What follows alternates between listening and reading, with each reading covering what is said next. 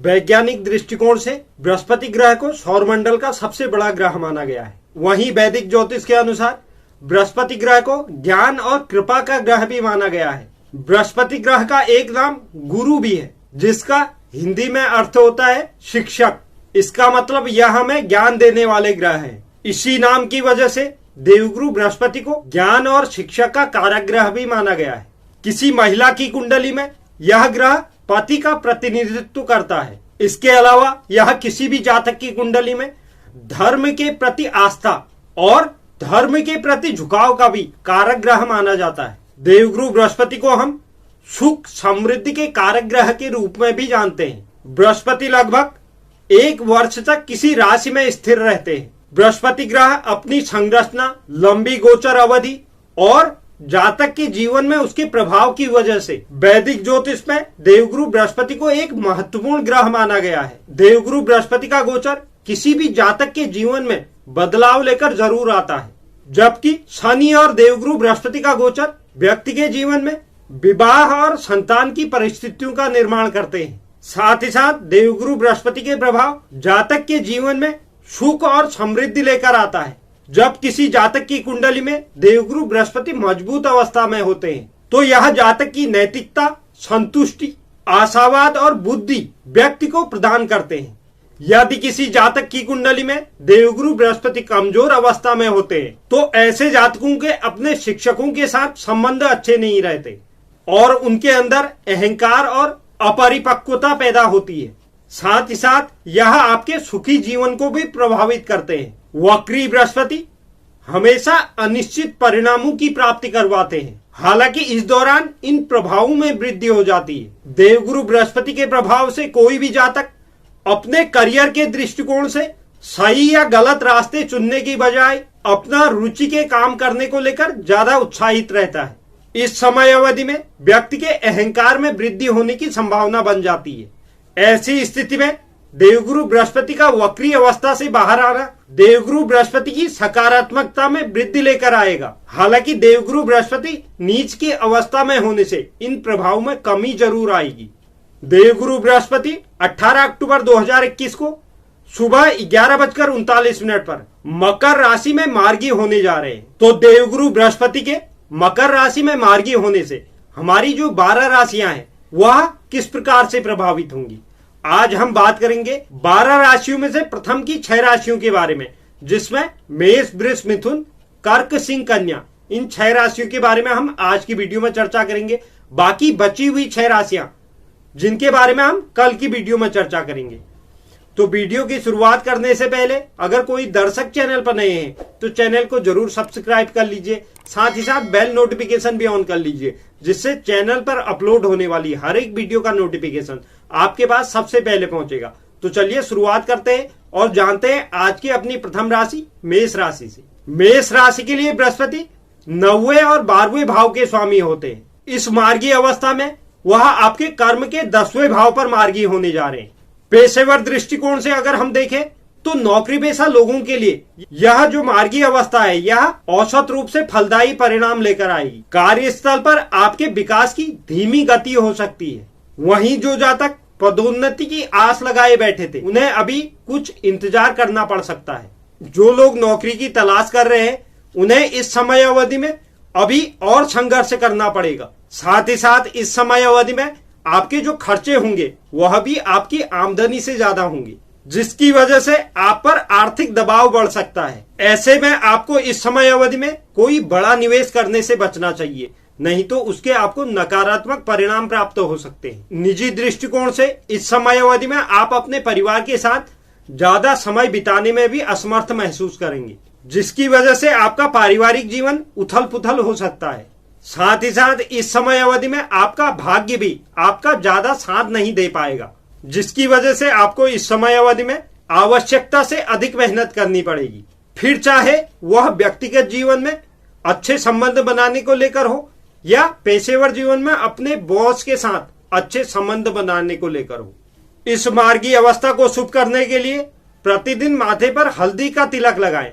बात करते हैं वृषभ राशि की।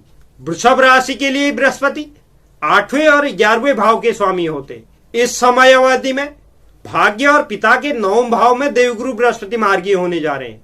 इस समय अवधि में आपके पिता को स्वास्थ्य से संबंधित कुछ परेशानियों का सामना करना पड़ सकता है, जिसकी वजह से आप मानसिक तनाव महसूस कर सकते हैं। साथ ही साथ इस समय अवधि में आपको काम के सिलसिले में कोई यात्रा भी करनी पड़ सकती है, जो आपके लिए ज्यादा फलदायी साबित नहीं होंगी। इसलिए आपको इस समय अवधि में यात्राओं में सावधान होने की जरूरत है, क्योंकि आपका कोई कीमती आभूषण या कीमती सामान खोने की भी संभावना बन रही है। इस समय अवधि में आपके अंदर नास्तिक दृष्टिकोण पनप सकता है, जिसकी वजह से आप धार्मिक स्थलों पर जाने पर कतराएंगे। साथ ही साथ इस समय अवधि में आपका आत्मविश्वास भी डगमगा सकता है, जो आपके अंदर कई नकारात्मक चीजों को जन्म देगा। आपकी अत्यधिक मेहनत और प्रयासों के बाद भी आपको आपके उम्मीद के अनुसार फलों की प्राप्ति नहीं हो पाएगी। हालांकि आपके जीवन में स्थिरता बनी रहेगी।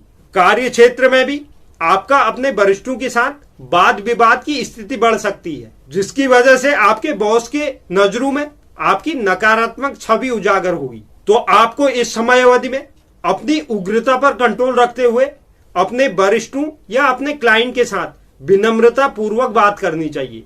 इस मार्गी अवस्था को शुभ करने के लिए गुरुवार के दिन बच्चों को पीले रंग के कपड़े दान करें। बात करते हैं मिथुन राशि की। मिथुन राशि के जातकों के लिए बृहस्पति 7वें और 10वें भाव के स्वामी होते हैं। इस समय अवधि में आयु और मृत्यु के 8वें भाव में देवगुरु बृहस्पति मार्गी अवस्था में होंगे। व्यावसायिक दृष्टिकोण से अगर हम देखते हैं तो यह समय अवधि आपके लिए औसत फलदायी साबित होगी। साथ ही साथ व्यावसायिक रूप से आपको ज्यादा सावधान होने की भी जरूरत होगी, अन्यथा आप किसी गलत डीलिंग में फंस सकते हैं। मार्केट में आपके उत्पादों और सेवाओं की मांग में गिरावट आ सकती है, इसलिए आपको इस समय अवधि में मौजूदा ग्राहकों से संबंध बनाए रखने की आवश्यकता होगी। इस समय आपको अपनी मार्केटिंग नीतियों पर भी ध्यान देने की आवश्यकता होगी। इस समय अवधि में आपको किसी छोटी अवधि की पॉलिसीज पर निवेश करना भी आपके लिए शुभ साबित हो सकता है।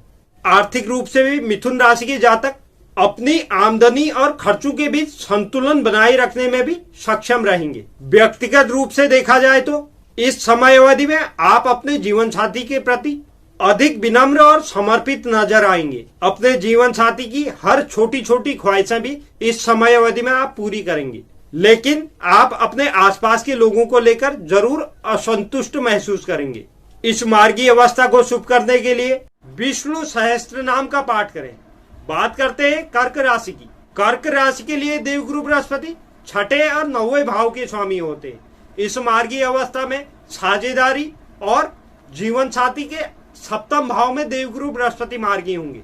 पेशेवर रूप से अगर हम देखें तो आपका अपने साथियों या सहकर्मियों के साथ कोई विवाद हो सकता है, जिससे आपकी मानसिक शांति भंग हो सकती है। साथ ही साथ आपको कुछ ऐसे खर्चों का सामना करना पड़ सकता है जिसका आपको पूर्व से अंदाजा ना हो, और इसी वजह से इस समय अवधि में आपका बजट भी बिगड़ सकता है।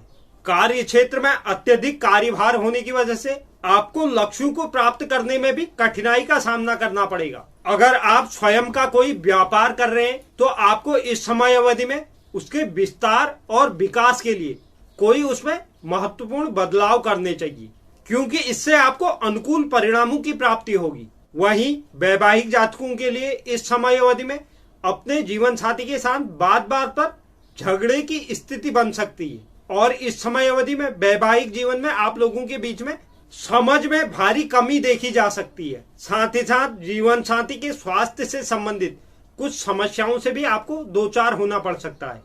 अगर आप लीवर या मधुमेह की समस्या से ग्रसित हैं तो आपको इस समय अवधि में सावधान होने की जरूरत होगी। आपको बिगर लापरवाही किए हुए डॉक्टर के परामर्श की आवश्यकता होगी। इस मार्गी अवस्था को शुभ करने के लिए भगवान शिव की पूजा करें और शिवलिंग पर जल चढ़ाएं। बात करते हैं सिंह राशि की। सिंह राशि के लिए देवगुरु बृहस्पति 5वें और 8वें भाव के स्वामी होते हैं। इस मार्गी अवस्था में रोग ऋण रिपु के 6ठे भाव पर मार्गी होने जा रहे हैं। पेशेवर जीवन की अगर बात करें तो इस समय अवधि में पेशेवर जीवन में आप कुछ विकास देख सकते हैं। आप अपने कौशल को साबित करने में इस अवधि में अच्छा खासा प्रोत्साहन हासिल करने में आप सफल रह सकते हैं। कार्य क्षेत्र में कामकाज का जो माहौल होगा वह थोड़ा अस्त व्यस्त हो सकता है। यदि आप काम पर अच्छी पकड़ रखते हैं तो आपके लिए चीजें बेहतर होती नजर आएंगी। वहीं जो जातक नया व्यापार या व्यवसाय शुरू करने की योजना बना रहे हैं, उन्हें कुछ समयावधि अभी इंतजार करने की आवश्यकता होगी। आर्थिक रूप से भी देखा जाए तो व्यावसायिक जातकों को इस दौरान अपने व्यवसाय के विस्तार और विकास के लिए मार्केट से कर्ज लेना पड़ सकता है। सिंह राशि के जो जातक प्रेम संबंध में हैं, उनके लिए यह समय अवधि अनुकूल साबित होगी। इस समय अवधि में आपका रिश्ता बेहतर रह सकता है। अगर आप इस रिश्ते को एक कदम और आगे बढ़ाना चाहते हैं तो आपको नवंबर तक का इंतजार करना होगा, जब देवगुरु बृहस्पति कुंभ राशि में प्रवेश कर जाएंगे। उसके बाद आप इस कदम में आगे बढ़ सकते हैं। देवगुरु बृहस्पति की मार्गीय अवस्था को शुभ करने के लिए नित्य माथे पर केसर का तिलक लगाएं। बात करते हैं आज की अपनी अंतिम राशि कन्या राशि की। कन्या राशि के जातकों के लिए देवगुरु बृहस्पति चौथे भाव और सातवें भाव के स्वामी होते हैं। इस मार्गीय अवस्था में शिक्षा, संतान और रोमांच के पंचम भाव में देवगुरु बृहस्पति मार्गीय होने जा रहे हैं। पेशेवर रूप की बात करें तो इस समय अवधि में नई परियोजनाएं या कुछ नया काम शुरू करने में आपको उत्तम लाभ प्राप्त होने की संभावना बन रही है। जो जातक नौकरी पेशा है, उन्हें कार्य क्षेत्र में संघर्षों और बाधाओं का सामना करना पड़ सकता है। इस समय अवधि में आपके द्वारा की गई मेहनत और प्रयासों को नजरअंदाज भी किया जा सकता है। हालांकि आपके रिश्ते अपने सहकर्मियों के साथ सौहार्दपूर्ण बने रहने की संभावना बन रही है। शिक्षा के दृष्टिकोण से छात्रों के लिए यह समय अवधि औसत परिणाम देने वाली होगी। छात्रों को अपने विषयों को समझने में और याद रखने में कुछ समस्याओं का सामना करना पड़ सकता है। इसलिए आपको इस समय अवधि में आलस्य का त्याग करना है और ध्यान को केंद्रित करने की कोशिश करें। कन्या राशि के जो जातक प्रेम संबंधों में है, उन्हें इस समय अवधि में अपने साथी के साथ संबंधों में कुछ विवाद का सामना करना पड़ सकता है। साथ ही आप दोनों ही इस दौरान समझदारी का परिचय देने और स्थिति को नियंत्रित करने में आप अक्षम रह सकते हैं। इसी वजह से आपके बीच का जो विवाद है वो और अधिक बढ़ सकता है और स्थिति अनियंत्रित हो सकती है। इस मार्गीय अवस्था को शुभ करने के लिए भगवान नारायण की पूजा करें।